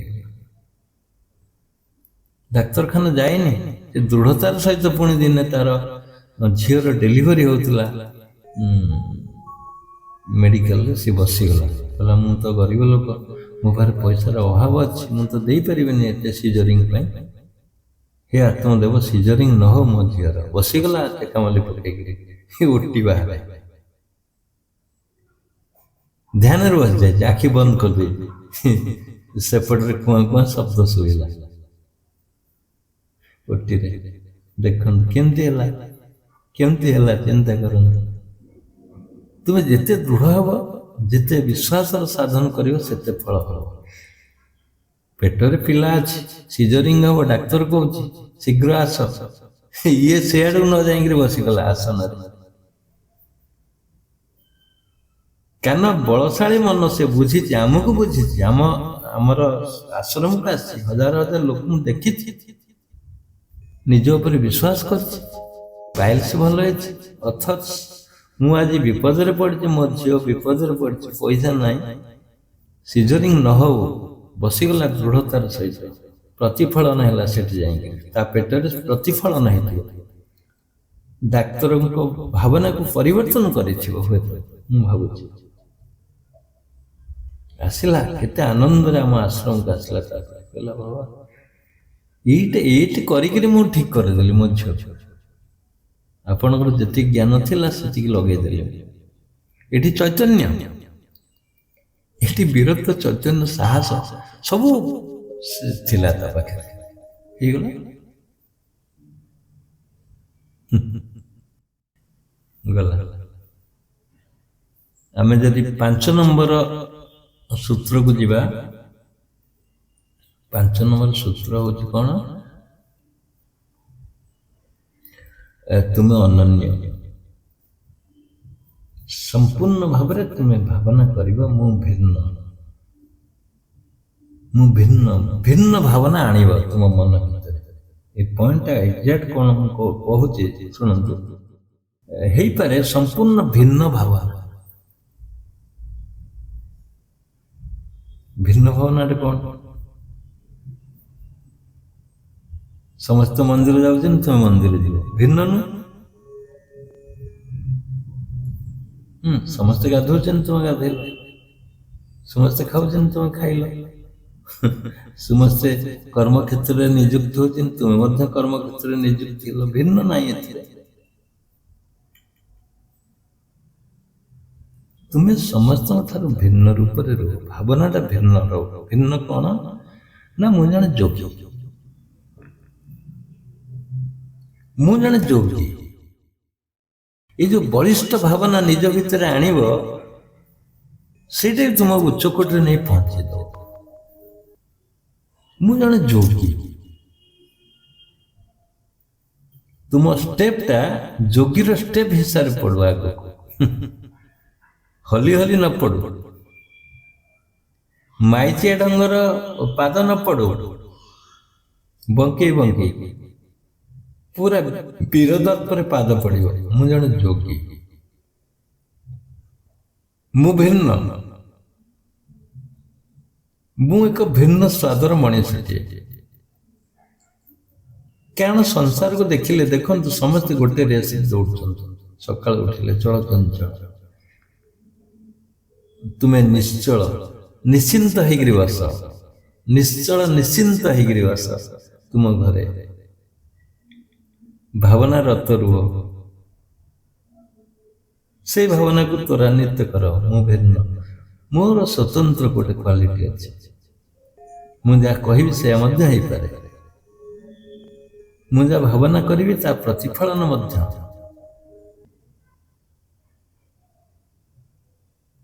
ମୁଁ ଦୀର୍ଘାକାର ଯୋଗୀ, ଯୋଗୀ ହସେଇକାର ଯୋଗୀ କେନ୍ଦ୍ର ବଜେଇକି ଯେଉଁମାନେ ଯାଉଛନ୍ତି ସକାଳୁ ଉଠି ଭିକ୍ଷା ମାଗୁଛନ୍ତି, ରାମଜୀ ଲଇକ୍ଷଣ ଗଲେ ମୃଗ ମାରି ଯୋଉ ଗୀତ ବୋଲୁଛନ୍ତି, ସେ ଯୋଗୀ କଥା ମୁଁ କହୁନି ଏଠି।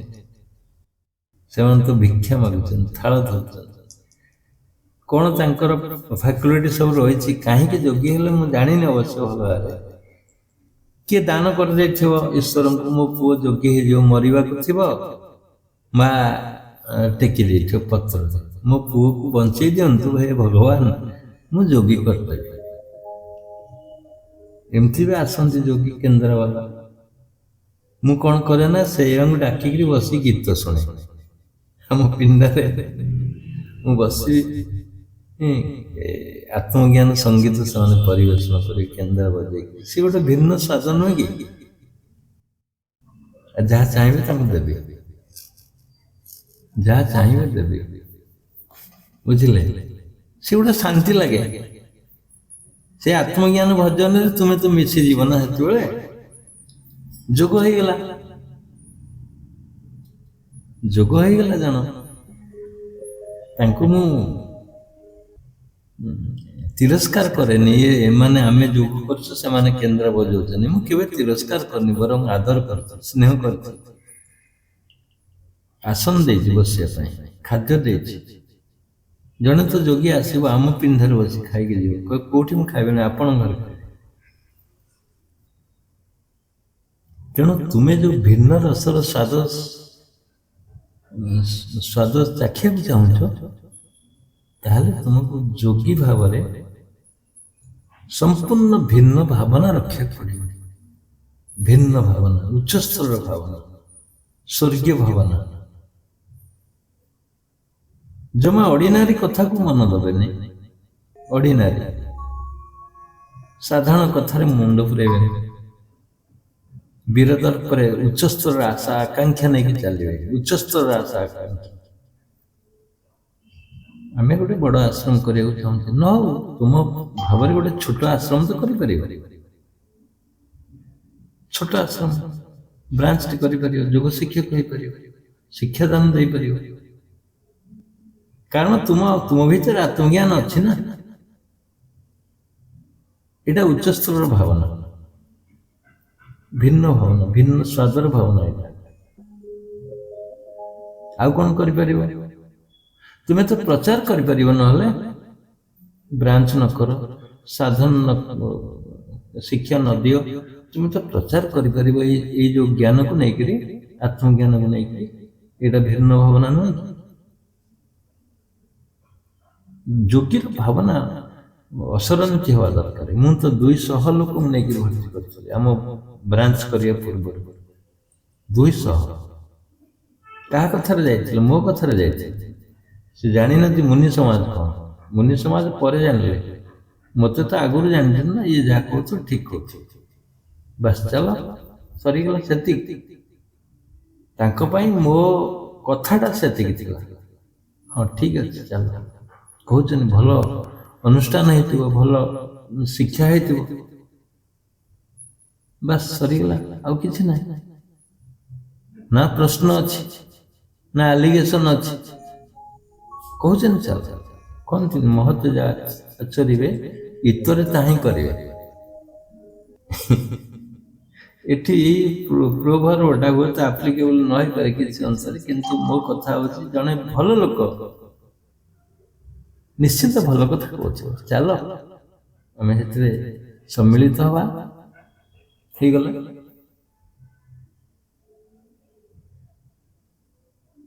ତେଣୁ ତୁମକୁ ଭିନ୍ନ ସ୍ୱାଦର ଭାବନା ପ୍ରତ୍ୟେକ ଦିନ ଆଣିବାକୁ ପଡ଼ିବ। ଭିନ୍ନ ସ୍ୱାଦର ଭାବନା, ଉଚ୍ଚ ଶ୍ରେଣୀର ଭାବନା। ମୋର କହିବାର କଥା ଏଠି, ତୁମେ ପ୍ରତ୍ୟେକ ଦିନ ଉଚ୍ଚ ଶ୍ରେଣୀର ଭାବନା କର, ନିଚ ନୁହେଁ।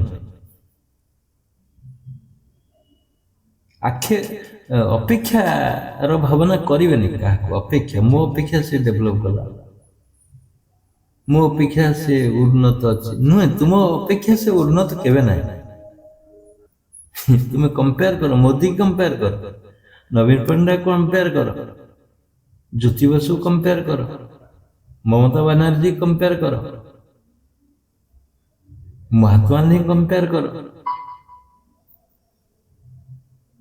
जिते दार्शनिक आते फिलोसफर कंपेयर कर जदि जोग न करुवा व्यक्ति तुम निम्नमान और चिंता से जिते बड़ साइंटिस्ट हो कार्ल मार्क्स हूँ माकियाभेली हूँ आइनस्टाइन हूँ ये सब गोटे गोटे बड़ बड़ लोक पृथ्वी ना अच्छे किंतु जदि साधन नाई आत्मज्ञान नाई ताले किछि नाई तेणु भिन्न भावना माने भिन्न संपूर्ण भिन्न तुम्हें सारा जगत रु भिन्न भिन्न भिन्न है आस भिन्न है बस ये भावना रथ अल्प अल्प आउ गोटे पॉइंट आनिबा आमे 6 नंबर 6 अल्प अल्प साधन करी मन को करी संजीवन मन को अल्प अल्प साधन प्रत्येक दिन तुम्हें आज साधन नहला ठीक अच्छे जी हो तुम्हें कहो एकाथरे मु सीढ़ी चढ़ी एकाथरे 100 रे पहुंची दरकार नहीं अल्प अल्प साधन मन को करी मन को स्थिर कर आस्ते आस्ते स्थिर कर ना मन टेकी नहीं जाओ तुमको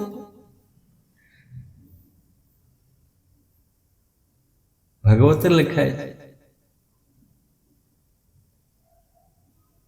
ओंकार करी उच्चारण आकर्षि धरिव चरण केमती चरण धरिव कुआए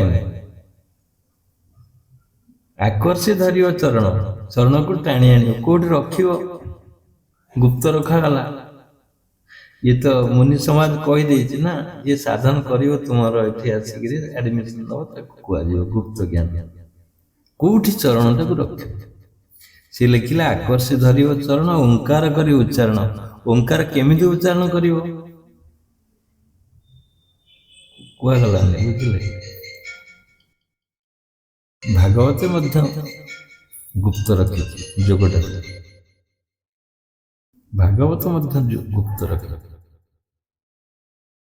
अल्प अल्प साधन मन को करी मनटा को स्थिर कर आस्ते आस्ते मन को संयम कर अल्प अल्प साधन कर हठात एकाथरे समय आज कल काली समाधि किसी दरकार ना आगे रोग भल हो धीरे स्थिर भाव कर हो साधन कर से कह लभ निमिषे दंड घड़ी नित्य साधिव दुखे पड़ी लभ माने काउंटेबल नुहे एक भी नुहे निमिष हेल्ले टिके अधिका हम दंड हेल्ले आउ टिके घंटा होगला एटा मिनिट एटा घंटा लभ निमिष दंड घड़ी ना दंडटा मिनिट घड़ी है घंटा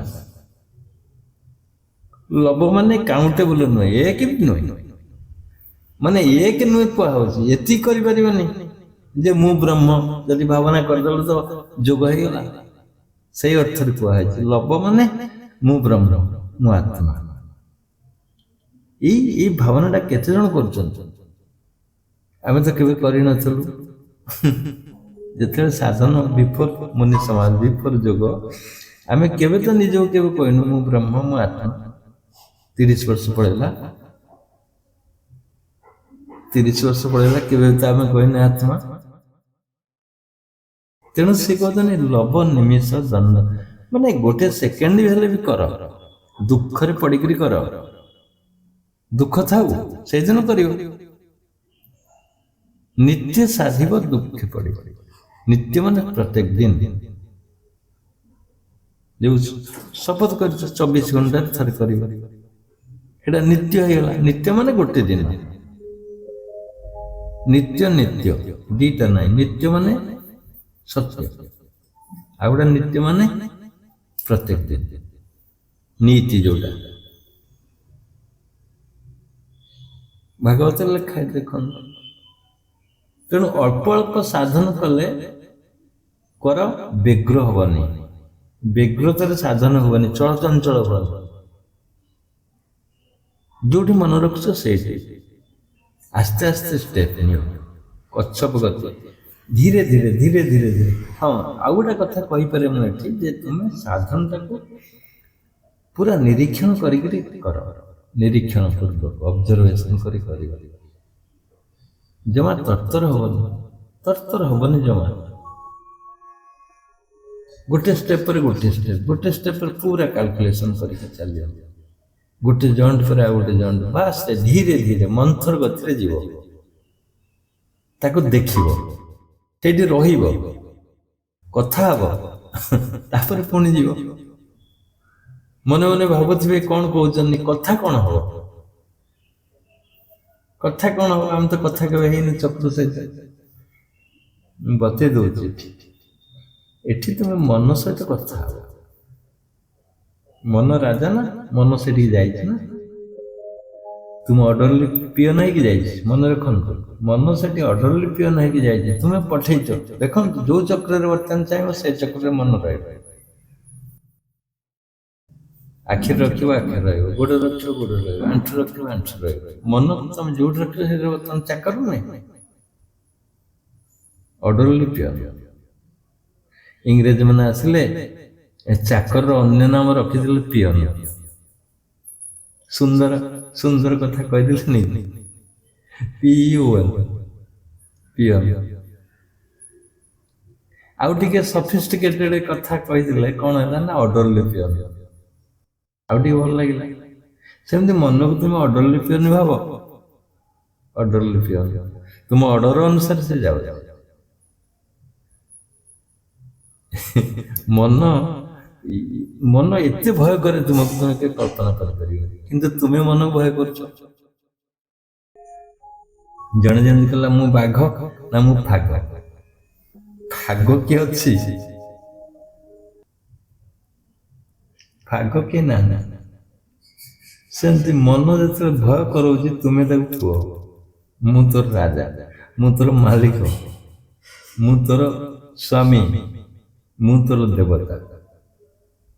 ବାରମ୍ବାର ମନକୁ କହିଲେ ମନ କେମିତି କୁଆଡେ ଯିବ, ଡରିବନି କେମିତି।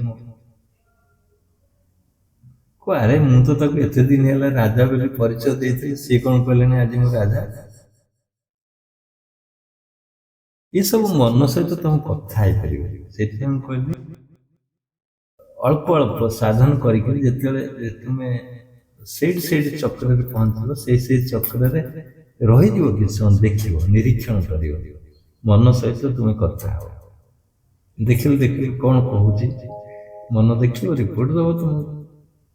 ଆବଶ୍ୟକ ହେଲେ ପିକ୍ଚର ଦେଖିଦବ। ହଁ, ପିକ୍ଚର ଦେଖିପାରିବ, ତୁମେ କୋଉଠି ଚକ୍ରରେ ଦେଖିପାରିବ, ଡାଇରେକ୍ଟ ଦେଖିପାରିବ।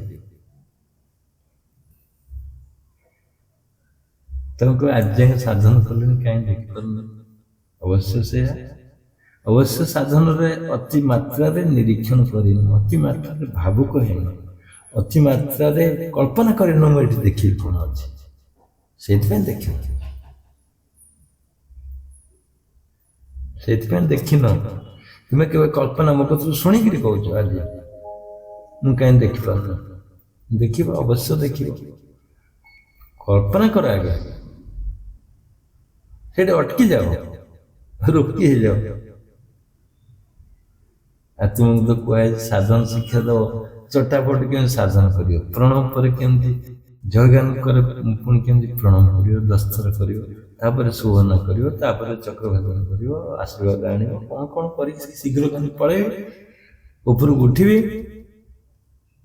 ପ୍ରାଣାୟାମ କରିବି, ଅବକ କ'ଣ ଆସିଲା କିଛି ନାହିଁ, ଧୀର ନାହିଁ, ସ୍ଥିର ନାହିଁ, ପୁଣି ଖସି ପଡ଼ିବ। ଇଏ କ'ଣ ସାଧନ? ଏହା ହଉଛି କି ନାହିଁ? କାରଣ ମୋର କାମ ଅଛି, କାରଣ ସୂର୍ଯ୍ୟ ଉଦୟ ହବ, ମୁଁ ମର୍ଣ୍ଣିଂ ୱାର୍କ କରିବି, କାହାର ଟ୍ୟାକ୍ସ ଅଛି, ପୁଅ ପଢିବ, ଟିଫିନ ହବ, କୃଷି କ୍ଷେତ୍ରକୁ ଯିବି, କୋଦାଳ ନେବି, ଆଖୁ ଗଛ ଲଗେଇବି, ଟ୍ୟାକ୍ସ ଅଛି କରିବି, ସ୍କୁଲ ଡ୍ୟୁଟି ଅଛି, ଯିଏ ଅଙ୍ଗନବାଡିରେ ଅଛନ୍ତି ତାଙ୍କ ତ 1000 କାମ, ସେ ଚଷୁ ପୃଥିବୀ ଚଷି ପକେଇବ, ବୁଝିଲେ। ଆଗେ ଆମ ବେଳେ ମାଷ୍ଟର ମାନେ, ଯୋଉ ସାର୍ ମାନେ ଥିଲେ, କେତେ ସୁନ୍ଦର ଭାବରେ ପାଠ ପଢୁଥିଲେ, ଜଗିକି ବସୁଥିଲେ।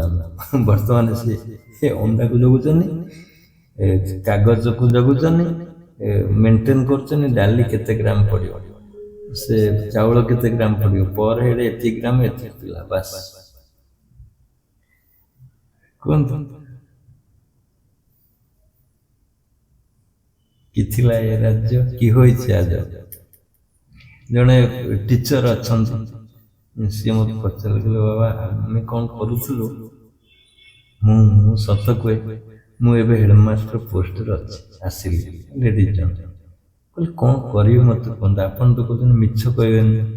ଆଚ୍ଛା ଆମର ଯିଏ ଆଗରୁ ହେଡ଼ମାଷ୍ଟର ଥିଲେ ସିଏ କହୁଛନ୍ତି ଯେ ତୁମେ ଏକ୍ସଟ୍ରା ପିଲା ପକେଇକିରି ଆମକୁ ଦେଖେଇ ନିଅ, ଏକ୍ସଟ୍ରା ଆସିନଥିବା ପିଲା ତୁମେ ପକେଇବ, ପ୍ରେଜେଣ୍ଟ ପକେଇକି ତାଙ୍କ ଲାଗି ଖାଦ୍ୟ ତିଆରି କରିବ, ନହେଲେ ତୁମେ ପ୍ରଫିଟ୍ ପାଇପାରିବନି। ମୁଁ କ'ଣ କରିବି? ତେଣୁ ମୁଁ ତ ଶପଥ ନେଇଛି ଯୋଗ କରିବି, ମିଛ କହିବିନି, ମୁଁ ତ ପୋଷ୍ଟରେ ଅଛି, କ'ଣ କରିବି ମୋତେ କୁହନ୍ତୁ, କ'ଣ କରିବ ଚିନ୍ତା କରିବ। ମୁଁ କହିଲି ଯେତେ ସମ୍ଭବ ତୁମେ ସତ୍ୟଂ ବଦ, ସତ କଥା କଥା। ତମ ଉପରେ ଯଦି କିଏ କ'ଣ କହୁଛନ୍ତି, ଗାଇଡ୍ କରୁଛନ୍ତି, ତାଙ୍କ କଥା ଶୁଣ। ତୁମେ ବନ୍ଧା ହେଲେ ତୁମେ ବନ୍ଧା ଓହରି ଆସ। ତେଣୁ ସାଧନାର ବ୍ୟତିକ୍ରମ ଦେଖେଇବ। ବେଳେବେଳେ ମାୟା ରୂପରେ ମନ ଆସିକି ତୁମକୁ ଏଇସବୁ କ୍ୟାଟେଗୋରୀର ମାନେ ଦବ, ତୁମକୁ ଲିଷ୍ଟ ଦବ, ଏଇଟା କର ସେଇଟା କର ସେଇଟା କର। ମନ ତ ବୁଝିନି, ତୁମେ ତ ବୁଝିଛ ନା, ଗଭର୍ଣ୍ଣମେଣ୍ଟଙ୍କ ନିୟମ ବୁଝୁଛ, ସ୍କୁଲର ପାଠ ପଢ଼ାକୁ ବୁଝୁଛ, ଡିଷ୍ଟ୍ରିବ୍ୟୁସନ୍ ବୁଝୁଛ, କ'ଣ ଆସିବ ସେଲ୍ ମାନେ ଇନକମ୍, ତାକୁ କେମିତି ଖାତାରେ ମେଣ୍ଟେନ୍ କରିବ, ତମେ ତ ଭଲ ଭାବରେ ବୁଝୁଛ ନା, କର। ସାଧନ ବ୍ୟତିକ୍ରମ ନ ହଉ, ତୁମେ ସତ୍ୟରେ ରୁହ, ସତ୍ୟରେ ସାଧନ କର, ସେ ଦିନେ ସେଗୁଡ଼ା ସବୁ ଅପସରି ଯିବ। ତେଣୁ ଅଳ୍ପ ଅଳ୍ପ ସାଧନ କରିବ, ଜମା ବ୍ୟତିବ୍ୟସ୍ତ ହବନି, ନିରନ୍ତର ସାଧନ କରିବ, ଆତ୍ମବୋଧରେ ରହିବ, ଡିସିସନ ମେକର ହବ, ଚୈତନ୍ୟର ଆବଶ୍ୟକତା ଅଛି, ସମ୍ପୂର୍ଣ୍ଣ ଭିନ୍ନ ଭାବନାରେ ଆସିବ, ଅଳ୍ପ ଅଳ୍ପ ସାଧନ କରିବ, ବାସ୍। ଆଉ ଗୋଟେ ପଏଣ୍ଟ ଯଦି ନବା 7 ନମ୍ବର,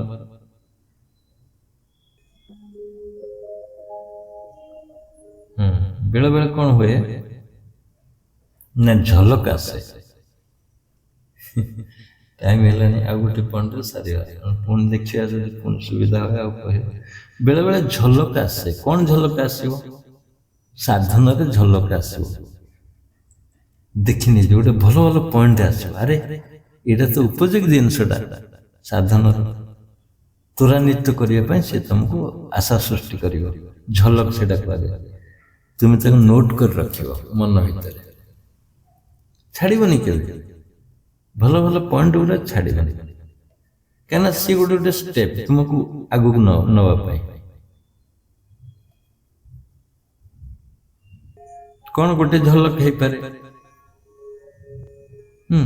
ଧରାଯାଉ ତୁମେ ଯେଉଁଦିନ ସାଧନ କରୁଛ, ବହୁତ ଆନନ୍ଦ ଅବସ୍ଥାରେ ଅଛ, ସବୁ ଯାକ ଚକ୍ର ସାଧନ ମନ ମିଶିଗଲା, ଏକାଗ୍ରତାରେ କଲ, ପୁରା ପୂର୍ଣ୍ଣ ଆନନ୍ଦରେ କରି କରି ଚାଲିଲ, ଶେଷ ହେଇଗଲା। ଇଏ ଗୋଟେ ନୋଟ୍ କରି ରଖିବ ତୁମ ଭିତରେ, ଏମିତି ଏମିତି ହଉ ପରବର୍ତ୍ତୀ ଷ୍ଟେଜ୍। ଇଏ ଗୋଟେ ଝଲକ। ଦିନେ ଦିନେ ବିରକ୍ତି ଲାଗିବ, ସାଧନ ଲାଗିବ କି ନାହିଁ, ଅକଳି ଲାଗିବ କି ନାହିଁ, ଅଳସ୍ୟ ଲାଗିବ କି ନାହିଁ, ଆଳସ୍ୟ, ତାକୁ ବି ନୋଟ୍ କର ଯେ ଏଇଗୁଡାକୁ ମୁଁ କେମିତି ସମାପ୍ତ କରିବି, ଆଳସ୍ୟ ନ ହଉ, ତାକୁ ବି ନୋଟ୍ କରିକିରି ସମାଧାନ କରିବ। ଆଉ ଯୋଉ ଯୋଉ ଝଲକ ଆସିବ, ଗୋଟେ ଗୋଟେ ଦିନରେ ଗୋଟେ ଗୋଟେ ଭଲ ଭଲ ଜିନିଷ ଆସିବ, ମନରେ ବି ବେଳେ ବେଳେ ଆସିବ ଯେ ଏମିତି କଲେ ଏମିତି ହବ, ସାଧନ ତ୍ୱରାନ୍ୱିତ ହବ, ସିଏ ବଚେଇଦବ ଦିନକୁ ଦିନ। ତମେ ଯଦି ନିରନ୍ତର ସାଧନ କରିବ, ବଚେଇଦବ ସେ, ତୁମେ ତାକୁ ଧରିକିରି ଆଗକୁ ଯିବ, ସେଇଟା ମନରେ ରଖିଥିବ, ପାଶୁରିବନି, ଜମା ପାଶୁରିବନି। ଯେମିତିକି ଶିବମୁନି ଦିନେ ସାଧନ କରୁଥିଲେ, ସାଧନ ସମାଧିରେ ଥିଲେ, ସମାଧିରେ ଫେରି ଆସିଲେ, ପୁଣି ସେଇ ଗୁଣଗୁଣ ଶବ୍ଦରେ କିଛି ଗୀତ ମଧ୍ୟ ଆସିଲା, କିଛି ଗୀତ ମଧ୍ୟ ଗାଇଲେ। ସମାଧିରୁ ପଳେଇ ଆସିଲେ, ପୁଣି ସମାଧି ଲାଗିଲା, ସେ ସମାଧିରେ ବସିଛନ୍ତି, ଗୁଣଗୁଣ ଗୀତ ଗାଉଛନ୍ତି। तीर होकर सुख से बैठो, मन के त्रिकुटी भीतर बैठो। स्थिर होकर सुख से बैठो, सुख पूर्वक स्थिर होकर बस। एटा केमती आसला, गीतटा केमती आसला? प्रैक्टिकल नॉलेज रो आसला, अभिज्ञता रो आसला कि नहीं? स्थिर होकर सुख पूर्वक बसवा होची साधन। स्थिर होकर सुख से बैठो, मन से त्रिकुटी भीतर बैठो। त्रिकुटी भीतर मन को पुरे किस अंग को तनिक न ऐठो, कौन से अंग को हलैबनी, तामने स्थिर रहियो। किस अंग को तनिक न ऐठो, भीतर देखो शब्दमय। मुह होची शब्दमय, मुह होची ज्योतिर्मय, मुह होची शब्दमय, मुह होची ज्योतिर्मय। शब्दमय माने शब्द ता भितर आसीबो। शब्द केमती आसीबो? से अनुभव कले स्थिर हेले शब्द आसीबो। इस शब्द को लक्ष्य बनाओ। जिते शब्द आसला से शब्द को लक्ष्य करियो। इस शब्द को लक्ष्य बनाओ, देखो भीतर ज्योतिर्मय। शब्द को अनुसरण करी करी तुम्हें ज्योतिर्मय रूप को देखिए। शब्द केमती अनुसरण करियो? भीतर शब्द, अनाहत शब्द, बिना आहत जो शब्द बाजुची, बिना आघात जो शब्द सृष्टि हो, स्थिर हेले शुणिबे। धरा जाओ 200 बखरा घर अच्छे, जड़े कोटी शब्द करुचे, तुमको छाड़ी दिगला से 200 बखरा घर भितर, से प्रांगण भितर चारिआडे घर अच्छे, गोटे रूम रु शब्द आसु, तुम्हें कौन से शब्द को लक्ष्य करी करी से घरे पहुंची पारिबनी, ता पाखरे पहुंची पारिबनी? पहुंचो कि नहीं कहतु? अंधार राति, निस्तब्ध, कोई शब्द नहीं, से शब्द कान रे बाजुची। किए डाकुची, किए शब्द करुची, किए ओंकार करुची, से शब्दटा तुमको शुणुच। से शब्द को शुणी शुणी निश्चिंत पहुंची जीव सेठी निर्द्वंद्व, किछि नहीं, अति सरल। तेणु जिते निश्चिंत रहिब, स्थिर रहिब, सेतेबेले शब्द शुणी पारिबे। स्थिर होकर सुख से बैठो, मन से त्रिकुटी भीतर बैठो। शब्द को सुनी सुनी देखो भीतर, इस शब्द को लक्ष्य बनाओ, से शब्द को लक्ष्य करी सेठी पहुंचो। इस शब्द को लक्ष्य बनाओ, देखो भीतर ज्योतिर्मय हो। ज्योति देखिए, आलोक देखिए। शब्द को अनुसरण करी करी आलोक देखिए। जाओ, चेष्टा करो, पछाओनी, पछाओनी, उठाओ गांडी। वीरत्व साहस रे जोग केमिति करियो, सब जंग भावना भीतर अच्छी ना। देखिए ये तो समय हो जाए, 5 मिनट आगू पड़ेगा। पुणी जदि हम आ गोटे आम एपिसोड करिबा, जदि सुजोग हुए, सुविधा हुए, समस्त आशा आकांक्षा था, ताले पुणी आम नेक्स्ट एबे आसंतु मतामत रखिबा कि कौन कहे कहतु कहतु। हाँ कहतु, भद्र कहतु। गोटे कथा जी बाबा कहिले, बहुत जो पावर हमको पावर प्लस देती, तार तो कल्पना नहीं, तार कही हबनी अनलिमिटेड पावर। तापर दृढ़ संकल्प रखिए, आम जो निरंतर साधन कर गोटे दृढ़ संकल्प करवा, प्रतिबंधक आसब ही ना, गोटे जना पड़गला। आ गोटे आत्मबोध, सब आत्मचिंतन रहा गोटे दृढ़ संकल्प रहा। प्रकृत बहुत माने बढ़िया लगे। सब आम ଧନିକ କୁବେର ମାନୁଛୁ ଆମେ ଧନ ନାହିଁ ସବୁବେଳେ ଯଦି ଆମେ ଧନିକ କୁବେର ନିରୋ ଏଇ କଥା କହି ଚାଲିବା ଏଟା କୌଶଳ କଥା ନୁହେଁ ବାବା। ବହୁତ ସୁନ୍ଦର ମାନେ ବହୁତ ହି ସୁନ୍ଦର ହେଇଛି। ବହୁତ ଧନ୍ୟବାଦ ବାବା ବହୁତ ସୁନ୍ଦର। ଜୟ ଜଗନ୍ନାଥ। ହଉ ଠିକ ଅଛି, ଧନ୍ୟବାଦ ତମ ମତାମତ ପାଇଁ। ସୁନ୍ଦର ଉପସ୍ଥାପନ କଲେ ଏଠି, ଠିକ ଲାଗିଲା, ସେଥିପାଇଁ ଧନ୍ୟବାଦ। କୁହନ୍ତୁ ରବୀନ୍ଦ୍ର ବାରିକ। ଆଜ୍ଞା, ଉପସ୍ଥିତ ସମସ୍ତ ମୁନି ଓ ମୁନିପତି ଭାଇ ଭଉଣୀ ମାନଙ୍କୁ ମୋର ଜୟ। ଆଜି ଚତୁର୍ଥ ଭାଗ ସାଧନ କିପରି କରିବା, ତାର ଚତୁର୍ଥ ଭାଗ ଆଜି ବିସ୍ତାରିତ ଭାବରେ ବ୍ୟାଖ୍ୟା କରାଯାଇଛି। ଅନେକ ମହତ୍ୱପୂର୍ଣ୍ଣ ପଏଣ୍ଟ ରହିଛି। ତା ମଧ୍ୟରେ ଗୋଟେ ହେଲା ନିରନ୍ତର ସାଧନ କରିବା। ଏଇଟା ଆମେ ସ୍ଥାପନ କରିବା। ଆମେ ନିରନ୍ତର ଯେତେ ବି ଅସୁବିଧା, କୌଣସି ପ୍ରତିବନ୍ଧକ ସାଧାରଣତଃ ପ୍ରତିବନ୍ଧକ ହେଇପାରିବନି। କାହିଁକି ନା ଗୁରୁଜୀ ଯାତ୍ରା ପଥରେ ମଧ୍ୟ ସାଧନ କରିଛନ୍ତି। ତାପରେ ହେଲା ଆତ୍ମବୋଧ।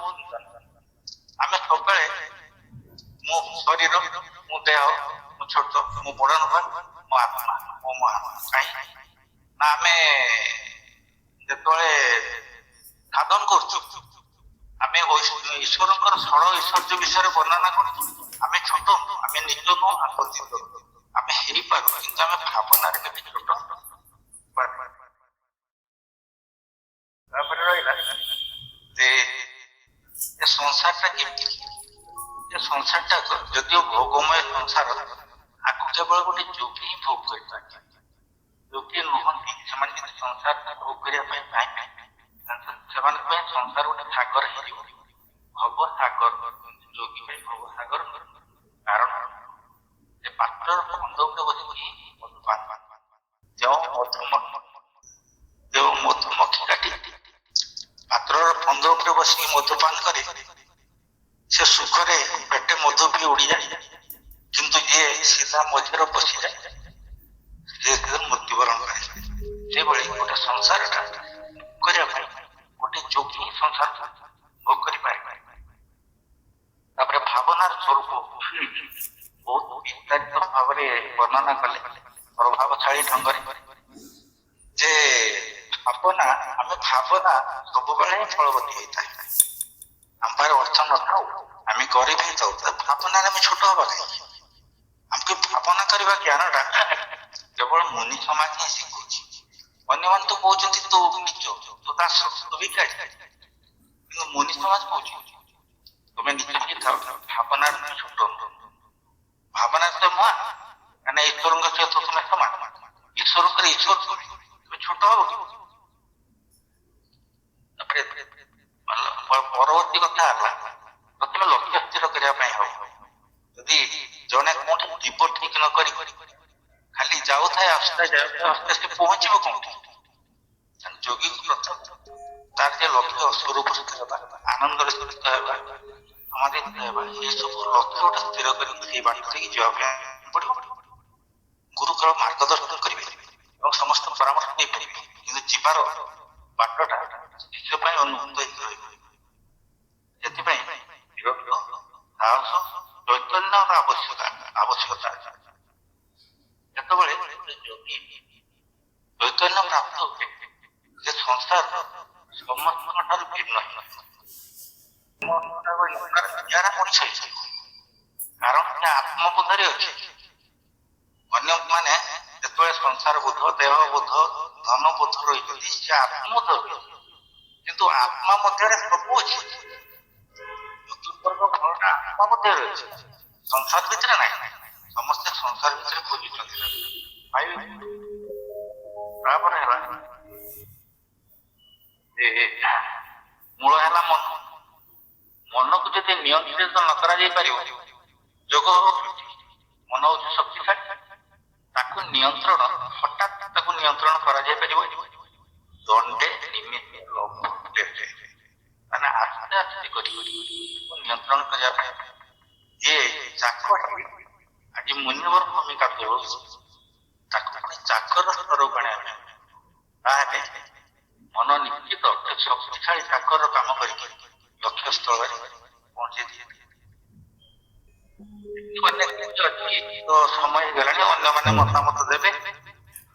ଭାରି ଅତି ପ୍ରଭାବଶାଳୀ ଢଙ୍ଗରେ ସାଧାରଣ କିପରି କରିବା ଏଟା ବୁଝି ଦିଆଗଲା। ନିଶ୍ଚିତ ଭାବରେ ଅନ୍ୟମାନଙ୍କ ଉପରେ ପ୍ରଭାବ ପକେଇଥିବ ବୋଲି ବିଶ୍ୱାସ ରହୁଛି। ଜୟ ଜୟ। ହଉ ଏଇଠି ରଖିବା। ଆଜିର ସତ୍ସଙ୍ଗ ସମସ୍ତେ ମନ ଧ୍ୟାନ ଦେଇ ଶୁଣିଛନ୍ତି, ଆକୁ ଆଲୋଚନା ମଧ୍ୟ କରିଛନ୍ତି, ମତ ରଖିଛନ୍ତି। ସେଥିପାଇଁ ସମସ୍ତଙ୍କୁ ଧନ୍ୟବାଦ। ଜୟଦୀପ। ଯଦି ସୁବିଧା ସୃଷ୍ଟି ହୁଏ ପୁଣି ଆର କେତେ ଥାର୍ଡ ଫୋର୍ଥ ଫିଫ୍ଥ ପାର୍ଟରେ ଆମେ ଆଲୋଚନା କରିବା। ଫିଫ୍ଥ କି ଆମେ ଯାଇପାରିବା, ଯଦି ଏଇଟା ଠିକ ଲାଗିବ କହିବେ, ପୁଣି ଫିଫ୍ଥ କି ଯିବା। ଆଉ ତ ଗୋଟେ ସପ୍ତାହ ରହିଗଲା, ଆ ଭିତରେ ଆକୁ ଭଲ ଭାବରେ ଶୁଣନ୍ତୁ, ପରୋକ୍ଷରେ ପ୍ରତ୍ୟକ୍ଷରେ ପାଳନ କରନ୍ତୁ, ଦେଖି ବହୁତ ଅନୁଭବ ହବ। ତେବେ ସମସ୍ତଙ୍କୁ ଜୟ ଦେଇ ଧନ୍ୟବାଦ ରଖିବା।